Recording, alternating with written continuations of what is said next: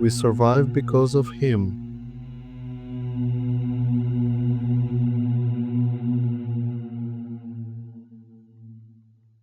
Sometimes I think we put too much meaning into coincidences.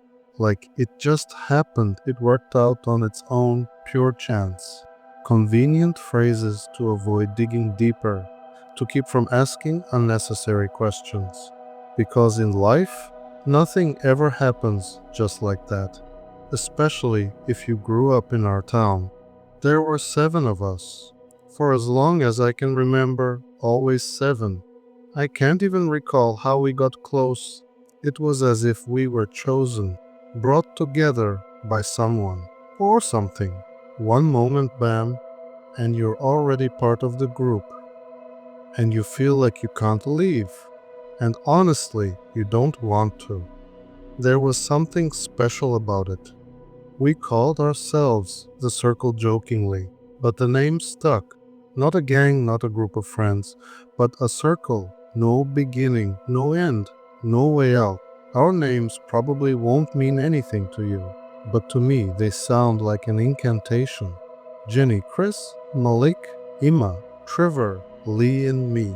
I never felt like the leader, more like the observer, the one always a step to the side. Yet somehow, right at the center. At school, we were strange. Not outcasts, no, but not popular either. Just invisible. As if no one noticed us unless we wanted them to. That gave us a sense of power, of strength, and at the same time, like we were always walking on thin ice, but the ice never cracked. Not for any of us. Everyone else got into trouble, got into fights, broke down. But us, nothing ever happened to us. No injuries, no failures, no scandals. As if life carefully stepped around us. We laughed about it back then, and now I'm scared. After school, we scattered. Some went to college, some to other states. We said we'd stay in touch, but of course, we didn't. Our connection dwindled to rare birthday wishes in a group chat, memes, likes, reactions to stories. A thin, trembling thread we hadn't yet broken, but had long since stopped holding. Still, I couldn't shake the feeling that one day it would pull taut again, like a string before playing the final chord. And then a message. No name, no explanation, just a date, time and place. April 16. The old house. 8 p.m. Everyone will be there. I reread it at least 10 times. Checked the number unknown. Tried to remember, had there been anything like this in our chats? No, not a hint. Just that message and silence. You know how sometimes you wake up in the middle of the night, not knowing why, but your heart is already pounding. That's how I felt. Deep down, I already knew I would go. The old house. Mr. Smiley's house. We called it that because once someone, I think Chris, saw a figure in the window. A silhouette with a distorted, almost burned in, sinister smile on its face. At first we joked about it. Then we got scared. And then we accepted it. That house was our headquarters, our hideout, and our altar. It stood away from town, almost at the edge of the forest. Wooden, dark, with peeling paint and overgrown bushes at the entrance. We used to sneak in at night with pizza and flashlights. Hang out, summon spirits, all that stuff teenagers do when they think they're playing a scary game. Only it wasn't a game. Not really. We were just kids and didn't understand what we were unleashing. I arrived a bit early. It was already getting dark. The forest seemed closer than before. The trees pressed in. The air heavy, damp. The house didn't look abandoned. Someone had walked on the porch recently, footprints on the dusty boards.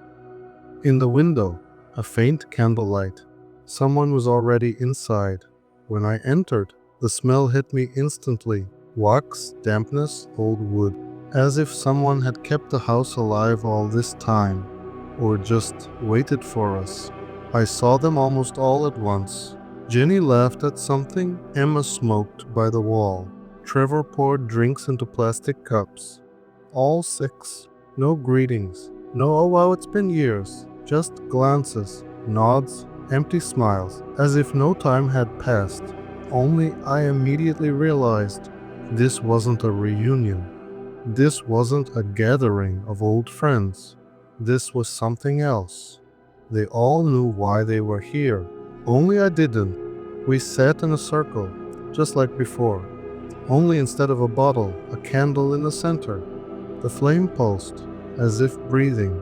They talked, laughed, told stories from the past, as if nothing strange was going on.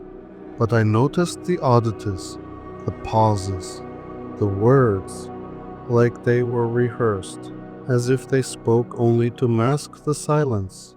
And the whole time I felt someone had to say the main thing. But no one started. Then Lee, who was always the quiet one, looked straight at me for the first time that evening and said, "It's good you came. We couldn't do it without you." When Lee said that, "We couldn't do it without you," I immediately felt there was more behind that phrase. Not just gratitude for showing up. Not a joke. There wasn't a trace of lightness in his voice. It sounded like a sentence, long considered, already signed. I looked at the others. No one was surprised by his words. No one even reacted. Not a single forced smile, no chuckle, no joke in return. Just slight eye movements, as if they'd all been waiting for this, and now simply moved to the next step. As if Lee's phrase was a cue, a line without which the conversation couldn't continue. It threw me off balance. "What do you mean?" I asked, trying not to show how tense I was. "What do you mean couldn't?" But he said nothing. And again that pause appeared, long tense, like the oxygen had disappeared from the room. They exchanged glances. And again, change of topic. Chris poured another drink and suggested we play an old game we used to play in our teens. 2 truths and a lie. Emma laughed, Jenny smirked, Trevor nodded but stared off. Everything happened like we'd really just gathered to reminisce, have fun, feel nostalgic. But to me it was clear they weren't here for that. None of them came for the memories. And yet I participated. Reluctantly, cautiously, but I sat with them in a circle, took sips from my cup, nodded at jokes.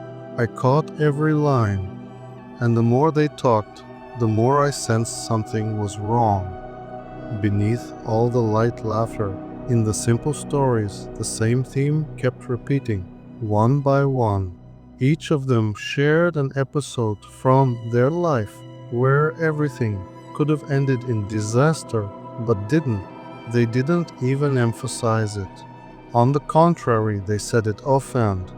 But listening, I began to piece together a picture that chilled me. Trevor talked about how he almost fell from a great height at a construction site, and by some miracle grabbed onto a beam. Jenny mentioned how once, being alone at night on a beach, she nearly drowned, and suddenly someone appeared and pulled her out. Chris about a highway crash he narrowly avoided. Emma told about a difficult pregnancy that could have ended in tragedy, but somehow went perfectly, without explanation. Malik mentioned the doctors had seen a shadow on his scan, possibly a tumor, but on the next test, it was gone. Even Lee, usually silent, said doctors told him he should have died 10 years ago, and still can't explain how he's alive. And none of it sounded like luck, not a string of coincidences, more like a system, like payment for something they knew about but refused to name. I couldn't hold it in. All of you had moments in life where everything should have gone to hell, I said, but each time you came out unscathed. So, Emma replied, and it seems too clean, too perfect, and above all, too similar. These aren't just coincidences, right? You know that. For a second, silence again, that kind where you can hear your own breathing, your heartbeat, too loud. You've never really faced any real trouble either, Jenny said quietly, lowering her eyes. Seriously, you know it yourself. No illness, no injuries, no losses, everything smooth, your whole life. I didn't answer. She was right. Nothing truly tragic had ever happened to me. I hadn't even lost any close relatives. As if life had completely avoided me. And then Trevor looked at me, tired, almost through me, and asked, "You really don't remember what happened then?" In our last year of school, I tried to remember, but nothing surfaced. We'd gathered at this house many times, told scary stories, played dumb games, mimicked horror movies, sometimes drank. It all blurred into one formless mass. "We came here many times," I replied. "What exactly do you mean?" "No," Chris shook his head. "That night was different. We didn't gather just for fun. There was a choice." "What choice?" "And you made it," Emma added. "The first one. You suggested it. The rest of us just agreed." Chills ran down my spine. Suggested what? And then Lee said the sentence that took my breath away. His name. "You were the first to say his name. The one we chose." It took me a moment to understand what he meant. What name? What the hell are you talking about? He looked at me with something like pity. "Him, the eighth," I froze. "There were always 7 of us." "Exactly," Chris said.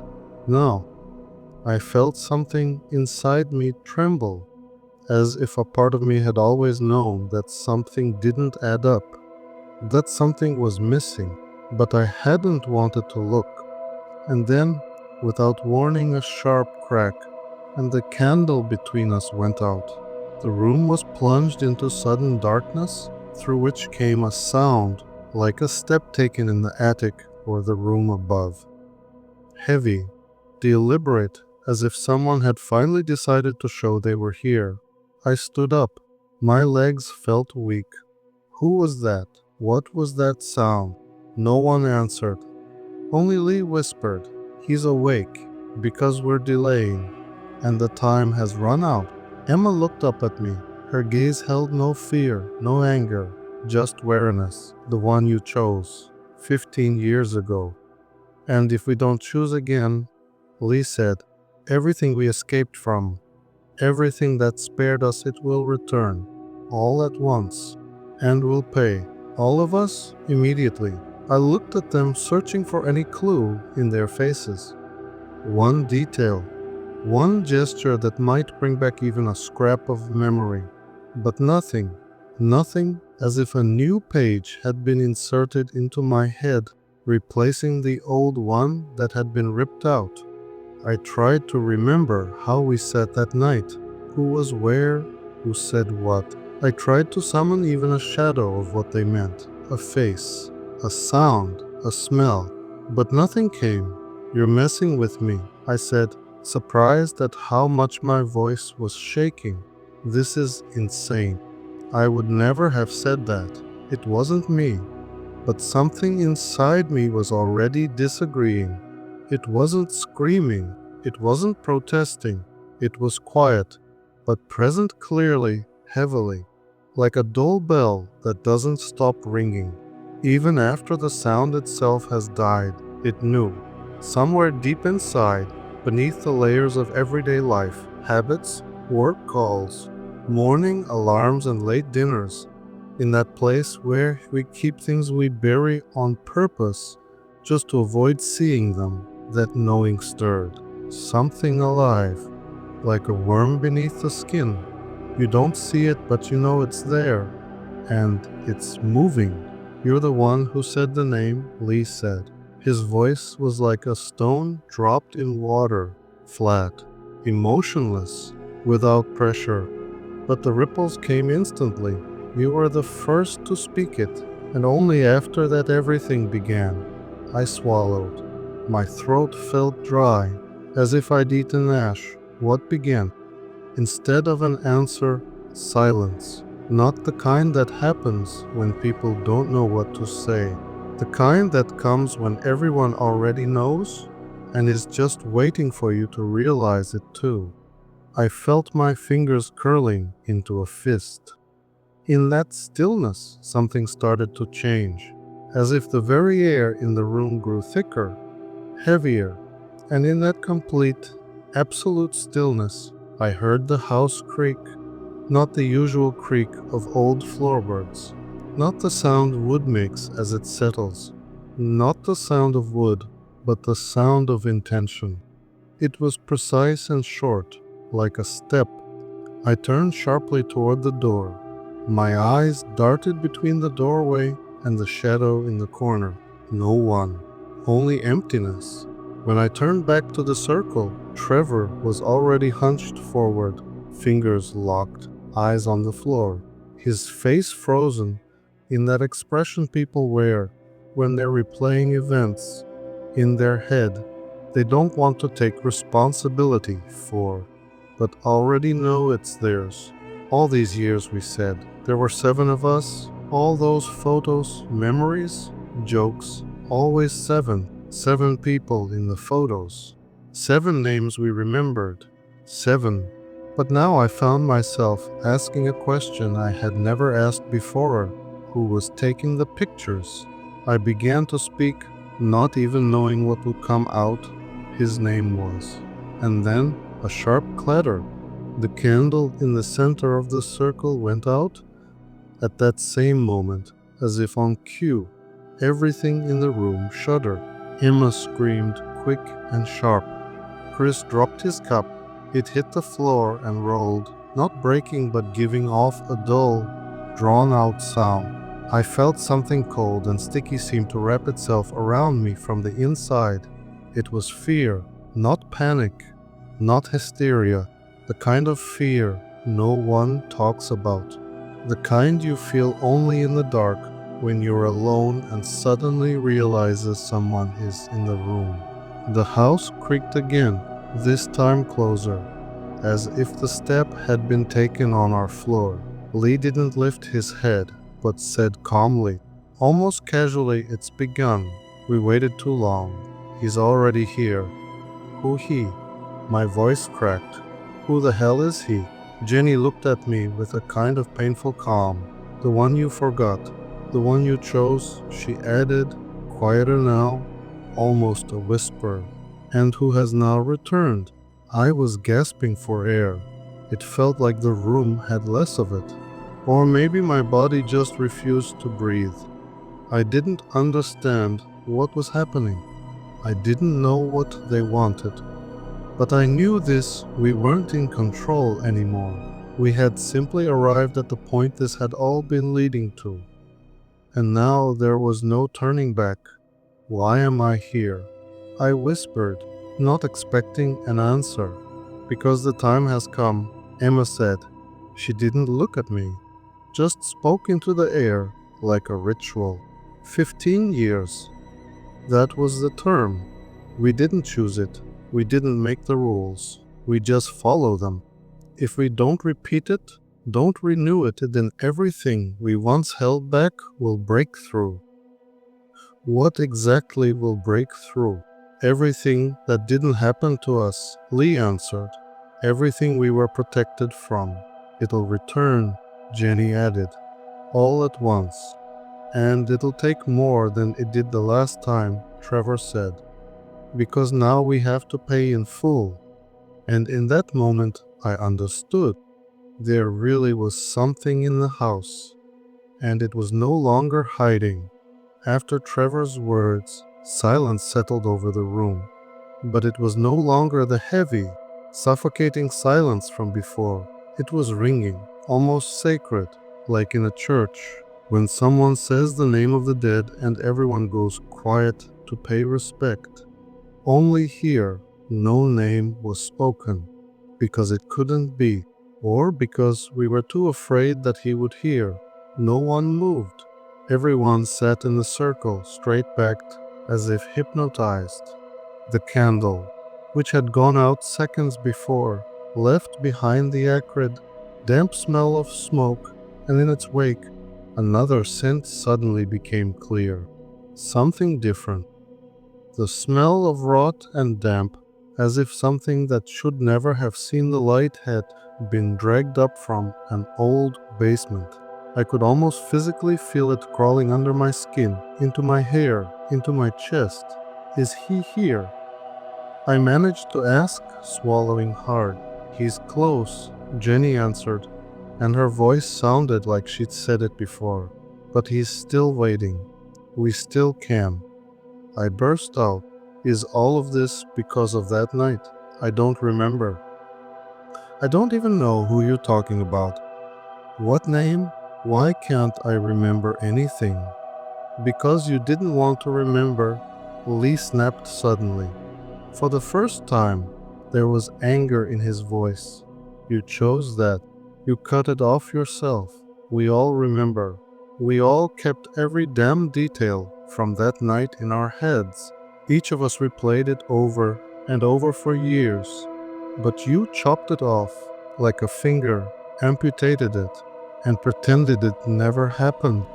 I said nothing, because deep down he was right. Something inside me really had been stopping those memories from surfacing, as if there was a guard inside me, standing in front of a crooked, broken door, and every time a thought approached that door, the guard quietly sent it back to wait in line. But now the door was beginning to open. I closed my eyes, and I saw a face, blurry, unclear, too fleeting to remember, but too familiar to mistake. He was one of us. He laughed with us, ate the same pizza, slept over in that house, told stories around the fire. He wasn't an outsider. He was the eighth. And at some point he disappeared. His name was... I tried to speak it, but my tongue wouldn't obey. Every word felt like a rusty nail I had to pull out of my throat. At that moment, somewhere in the house, something began to scratch. Not loudly, but clearly, like claws on wood. Then again a step. One, heavy, as if someone was placing their foot carefully, testing whether the floor would hold. Don't say it, Emma whispered.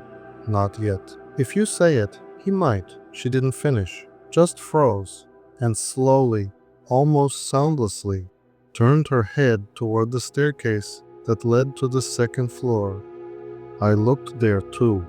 On the first step stood a shadow. No, it didn't stand. It couldn't stand. Because there was no light, no body, not even a silhouette, just a void in the air, which the brain refused to interpret. But you knew it was there. You knew it was watching. And you knew. It knew who you were. We didn't do this without reason, Lee said. His voice was sharp, but there was a note of doom trembling in it. We're not psychopaths. We're not maniacs. We were saving ourselves, Trevor interrupted, and each other, all of us, back then. He was one of us, Jenny said, and he knew he'd be chosen. He agreed. We didn't force him. We offered. We thought it was a game. We thought it was all just teenage nonsense. But then, everything got better, Chris said, and his voice was almost childlike in life. For everyone, for each of us, it just got easier. Like someone untied the rope that had been choking us all this time. I listened to them, but barely heard a word. My attention was fixed on the staircase. The shadow was gone now, or it had just blended into the darkness. But I knew he had come down. Why now? I asked. Why after so many years? Because time is up, Emma said. 15 years. We thought it was forever. That one offering would be enough. But it wasn't. It was a contract. A timer. And now we're here again, Lee added, to decide who this time. I backed away. You're not serious. It's not a choice. Chris cut in. It's a necessity. And then I realized they had already decided. They weren't waiting for memories, not for conversation. They were waiting for me to finish what we had started, to choose a new eighth. I looked at them, at the 6 people I had spent my childhood, my youth, my supposedly safe adolescence with, and I didn't recognize a single one. Once we had been friends. We had laughed, shared secrets, made childish plans for the future. But now I saw conspirators, not murderers, no. That would have been easier, more understandable. They were survivors, people who had once agreed to the impossible and now couldn't go back. You really think we can just... Again. Someone. I didn't finish. That word offer got stuck in my throat like a nail. I couldn't even form the thought completely. Couldn't accept that this word was the center of this night, Lee said, his voice now almost mechanical. It's not about who we can, it's about who we must. I stepped back, feeling my foot catch on the edge of the rug, and nearly lost my balance. But I steadied myself as if the ground had suddenly turned dangerous, unstable, shifting. Something dripped from the ceiling. Water, moisture, or no. I didn't want to know. The house seemed to be waking up, like a living being, long asleep, now stretching its limbs before rising to full height. And you've already decided, haven't you? I whispered. You gathered for it. I couldn't say it again. Jenny looked up at me. Her eyes were glistening, as if she was about to cry, but she held it in. We didn't want this. None of us. We thought maybe it would pass. Maybe nothing would happen. But this afternoon, Trevor was in a car crash. I was driving. Trevor added quietly. The car in front of me just stopped, on an empty road, no lights. He only survived because the impact was on the side, Emma said. And the passenger in that car died. It was a reminder. I felt something break inside me, as if the thread holding my sanity had been cut. Not with a sword, not a knife, with a look. I exhaled. This isn't. This is wrong. This is madness. We can't do this again. Chris said, we don't want to. Believe me. For the past 2 weeks, none of us have slept. We wrote letters, wills, we prayed, we threw up from fear. But he didn't finish, because at that moment the stairs creaked. Not one step, several, slowly, methodically, with pauses, as if the one climbing them knew we were waiting. He wasn't in a hurry. He had all the time in the world. Everyone looked toward the staircase at once. No one screamed, no one ran, no one bolted, because there was no point. We had already made our choice, or rather someone had made it for us. I suddenly realized how strange the human mind is. Even when you're standing on the edge, you still hope. Somewhere deep inside, there's still that childish illusion, maybe it'll pass. But that illusion vanished the moment he entered. No, I can't describe him. No face, no body, nothing. He was an absence, as if someone had removed air, light, and sound from the room. He made no noise, spoke no words. He simply was. And that was enough. Jenny whispered, he won't wait. We have to name someone. I asked, though I already knew the answer. Who? All the eyes in the room turned to me. 6 people. 6 living. I shook my head. No, this isn't, Lee said. You were the one who suggested it back then. You chose the one we gave. Emma added, we didn't forget, and we're all alive, because you said, if someone has to, let it be him. Trevor whispered. Now you have to say it again. I felt tears running down my cheeks. I wasn't crying, they just flowed, without hysteria, without emotion, just a physical response to the impossibility of the choice.